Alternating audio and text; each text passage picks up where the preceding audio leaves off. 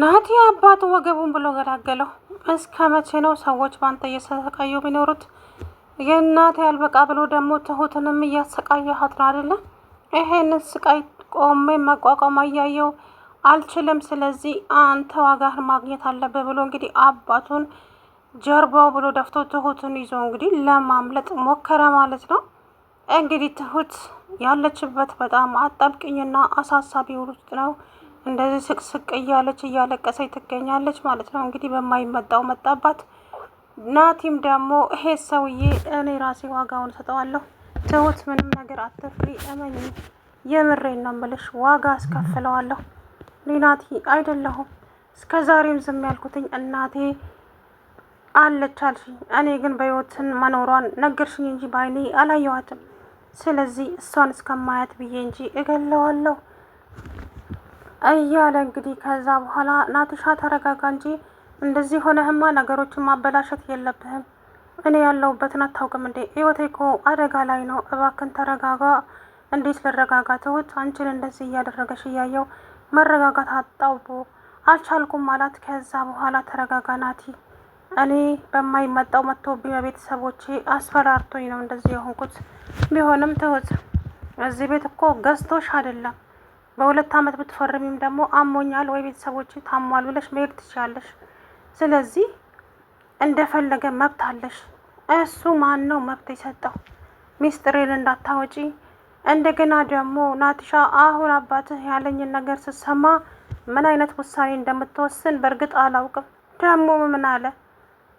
ለናቲ እናቱ በህይወት መኖሯን የነገርሽው አንቺ ነሽ። ስለዚህ አሁንም ደግሞ እናት በህይወት የለችም ብለሽ ንገሪው ብሎኛል። ምን? አዎ ናቲ እንደዛ ብሎኛል። ስለዚህ ምንድን ነው የማደርገው? ግራ ተጋብቼልሃለሁ። እባክህ ናትሻ ምን እንደማደርግና እንዴት እንደምሆንም አላውቅም። እንዴት ነው የማደርገው አለ። ከዛ በኋላ እውነት እንደዛ አለሽ? አዎ አለኝ። እንደዛ ብሎኛል። አምላኬ ድረስ ምን አይነት ጨካኝ ሰው ነው አንቺ? አዎ እንደዛ ስላለኝ ነው። እኔ ደግሞ ይሄንን ነገር ማድረግ አልችልም ስለው እንግዲህ ቤተሰቦችሽን በህይወት ማግኘት ካልፈለግሽ ብሎ በዛ አስፈራርቶኝ ነው አለችው። እውነት እኔ አባቴ ነው ለማለት ይከብደኛል። ምን አይነት ጨካኝና አረመኔ ሰው ነው በጌታ። ለማንኛውም አትፍሪ አንቺ፣ ሌላውን በኔ ታዩ። እኔ ናቲ አይደለሁም ዋጋውን ካልሰጠሁት። ከዛ በኋላ ናትሻ እባክን ተረጋጋ። አንተ ካልተረጋጋ ችግሩ የከፋ ነው የሚሆነው። ስለዚህ እባክን አንተ መረጋጋት አለብህ አለችው። ትሁት ተረጋጋ አትበይ፣ ምንም የሚያረጋጋ ነገር የለም እዚህ ጋር። ምክንያቱም የአባቴን ጭካኔ አውቀዋለሁ። ለእናቴ ያራራ ለአንቺ ይራራል ማለት አይደለም። ስለዚህ እኔ ዋጋውን እሰጠዋለሁ፣ እመኝኝ ትሁት፣ ዋጋውን እሰጠዋለሁ አለ። ከዛ በኋላ እባክህ ናቲ ነገሮችን አታበላሽብኝ፣ የበለጠ ሰውየው ጨካኝና አረመኔ እየሆነ ነው የሚሄደው። ስለዚህ እባክህ ከዚህ ውስጥ መውጫ መንገድ ብቻ ፈልግልኝ እባክህ፣ እንደምንም ብለህ ከዚህ ቤት እንድጠፋ እርዳኝ እባክህ፣ ቤተሰቦቼን ላገኛቸው። ትሁት እመኝ፣ እኔ ራሴ ነው እጅሽን ይዤ ቤተሰቦችሽ ጋር የምወስድሽ። እስኪ ምን እንደሚያመጣ አብረን የምናየው ይሆናል። ናቲ ነገሮች አንተ እንደምታስባቸው አይደሉም። እባክህን ሰውየው ጨካኝና አረመኔ ነው እንደምታየው። ለማንም የሚራራ ሰው አይደለም። አውቃለሁ ትሁት አውቃለሁ። ግን እዚሁ ነገር ውስጥ ቤቲ እንደሌለችበት ታውቃለህ ማለት ደግሞ ልሳው ልታግዢ ነው እንዴ? አያይ አይደለም። ሰውየው አሁን የኔን ቤተሰቦች እንደያዛቸው እሷ ምንም የምታውቀው ጉዳይ የለም። ብታውቅማ ኖሮ ይሄኔ ጉዴን አፍልታው ነበረ። ግን ለእሷ ምንም አልነገራትም።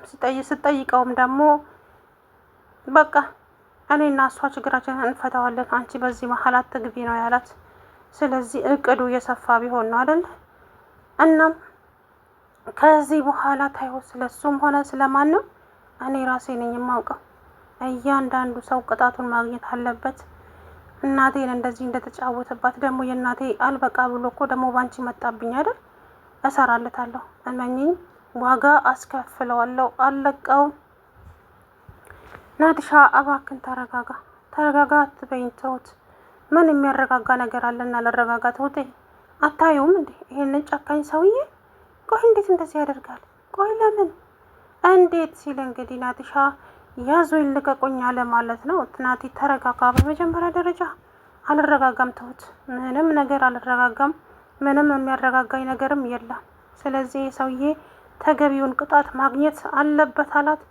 እሺ እንዴት ማለት ጥሩ፣ ለእኔ ታዩ። አንቺ ግን መረጋጋት አለብሽ። በዋናኝነት አንቺ ተረጋግተሽ ምንም እንዳላየና ምንም እንዳልሰማ ሰው ስትሆኚ፣ እኔ ደግሞ የምሰራውን ስራ እኔ አውቃለሁ። ምክንያቱም ምንም ነገር እንዳይነቃብን ስለማልፈልግ ነው አላት። እሷም እሺ አለች። እንግዲህ አባዬ ትሁት ምን አድርገህ ነው እንደዚህ የምታሰቃያት? ምን ሆና ነው? ምን አደረገኛለች? አይ እሷ ምንም አላለችኝም። እና እኔን ለምን ጠይቀኛለህ? እኔ ምን አውቃለሁ? ታውቃለህ አባዬ፣ ታውቃለህ፣ ሁሉንም ነገር ታውቃለህ። ቆይ ምንድን ያደረገቻቶች ልጅ? ስራዋን ትስራበት፣ በቃ ተዋት። መቆርቆር ነው? አዎ እቆረቆርላታለሁ። የተበደለን ሰው ሳይ ዝም ማለት አልችልም። ስለዚህ ምንድን ያደረገች? ሰውዬ እኔ ስራ አለብኝ፣ ስራ ቢስ አለውና ገፍትሮ ጥሎት ሄደ። ይኸውልህ ስማኝ አባዬ፣ አሁን አንተ ለእኔ መናገር ባትፈልግም ነገሩን ግን እኔ ደርስበታለሁ። በዛ ሰዓት ደግሞ ምን እንደምትል አያሃለሁ። ከዛ በኋላ ቆይ እኔ የምልህ እችን ልጅ ወዳሃታል እንዴ? አዎ ብትወደድ ምን ያንሳታል ታዲያ? ምን የሚያንስባት ነገር አለ? ከዛ በኋላ እንግዲህ ቤቲ በዚህ ሰዓት ፌንት በላች ማለት ነው።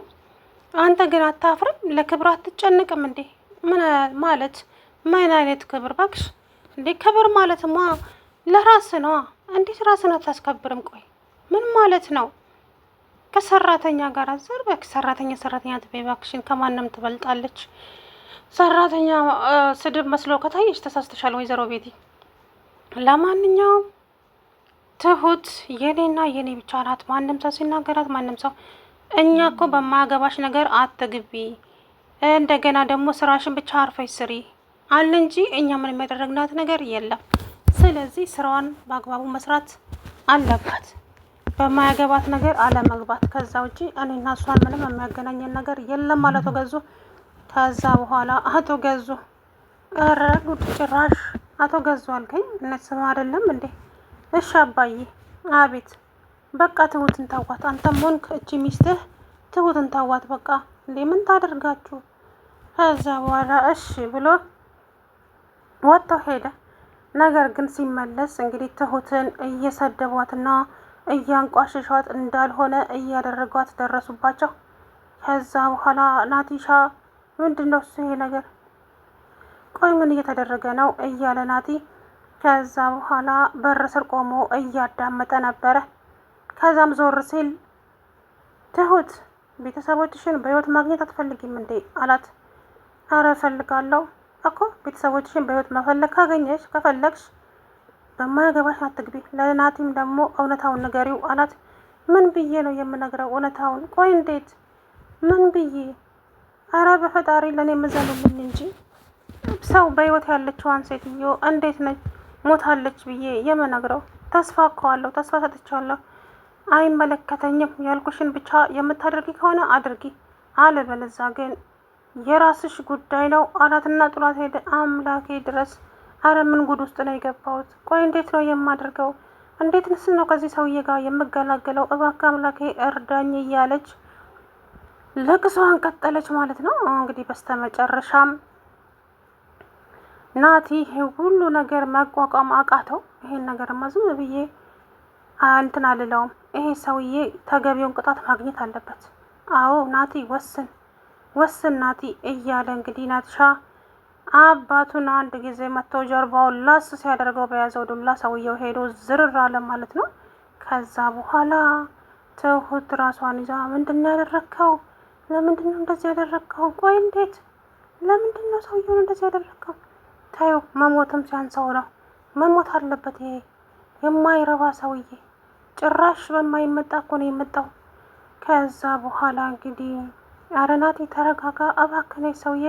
ከዛም ቤቲ መጣች። ምንድን ነው ያደረግከው አባትህን? አንቺንም እንዳልደግምሽ አርፈሽ የማትቀመጪ ከሆነ አላት። ጭራሽ አዎ በማያገባሽ ነገር አትግቢ ቤቲ፣ አርፈሽ እኖራለሁ ካልሽ ኑሪ፣ አለበለዛ ግን ያውልሽ ኃላፊነቱን ያልወስድበትም አላት። ከዛ በኋላ እንግዲህ ናትሻ አባቱን በተያዘው ዱላ ባልወለደ አንጀቱ አገላብጦ ሲጥለው እንግዲህ ደነገጠ ማለት ነው። በነገራችን ላይ ደስ ነው ያለኝ፣ ምክንያቱም ልጅ አባቱን መምታት ተገቢ ባይሆንም ሰውየው ግን ይገባዋል። ጨካኝ ሰው ነው ገዙ ማለት። ሰላም ውድና የተከበራችሁ የቻናል ቤተሰቦች እንዴት ናችሁ? አለው ደህና ነኝ። እንግዲህ በስተመጨረሻም ናቲ ትዕግስቱ አልቆ እንግዲህ አባቱን ድፍት አደረገው ማለት ነው። በሚያሳዝን ሁኔታ አባት እንዴት አባትህን ትመታለህ? እንዴት? ቆይ ምን አይነት ብልግና ነው? ምን አይነት ድፍረት ነው? አባትህን እንዴት ትመታለህ? ነውር አይደለም እንዴ? አርፈሽ ተቀመጭ ያልኩሽ ቤቲ። አርፈሽ የማትቀመጪ ከሆነ እመኚኝ ለእያንዳንድ ንግግርሽ ዋጋ ትከፊበታለሽ አላት። ጭራሽ እኔንም እያስፈራራኸኝ ነው እንዴ ናቲ አለችው። እያስፈራራዎች ሳይሆን እየነገርኩሽ ነው። ከዚህ በኋላ አንንም ሰው አልሰማም፣ አርፋችሁ ተቀመጡ አላቸው። ከዛ በኋላ ደነገጠች ማለት ነው። እንግዲህ በስተመጨረሻም ሰውየውም እዛው ዝርር ብሎ ተኛ። እሷም ደግሞ እንግዲህ ትሁትን ይዞ ለማምለጥ ሙከራ አደረገ ማለት ነው ናቲሻ። ምክንያቱም ይሄ ሰውዬ ጋራ እዚህ ቤት ውስጥ መቀጠል የለብንም፣ ሁለታችንም ተያይዘን መጥፋት አለብን ተባብለው እንግዲህ ኮበለሉ ማለት ነው።